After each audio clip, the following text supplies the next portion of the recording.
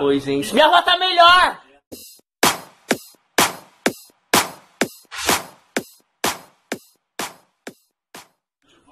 Eu precisa berrar, seu idiota.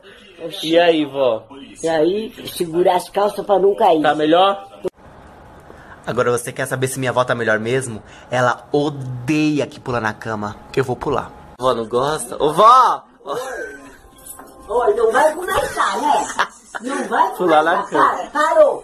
Parou, tá na hora. Gente, já estou melhor. Graças a Deus, obrigada por tudo que vocês fizeram por mim, por que vocês me desejaram. Eu desejo em dobro para vocês. Tô bem, tô com saúde, já tô louca para bater perna.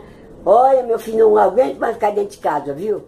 Você até arrumar um Ricardão pra mim. Vira lésbica, vó. Você está ficando doido? Não? Já pensou a senhora lésbica? Eu gosto. Já pensou? Ah, pelo amor de Deus, me poupe, vai. Não tenho nada contra elas, mas eu não. Eu sou muito mulher, viu?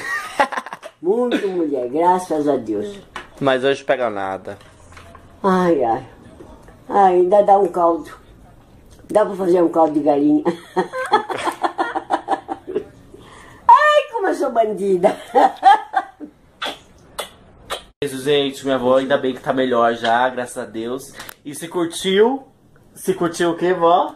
Se curtiu, dá o joia. Da joia? É, dá o joia se curtiu. Não, não quero dar joia. Eu acho que mas tem que dar joia, eu preciso de joia. Dar joia? Tem que dar joia. Da joia? Compartilhar. Compartilhar. Comentar. Começar. Comentar. Comentar. Fala assim, se gostou. E que mais? Se gostou, compartilha. Eu só não vou falar um palavrão porque você é meu neto, sabe? E eu não posso falar um palavrão porque eles não merecem. Oh, meu Deus. Senão eu ia falar um palavrão.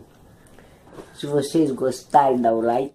Se gostou, comenta. Se não gostou, vocês vão dormir, que é a melhor coisa que vocês fazem na vida, viu? Se você adorou, compartilha.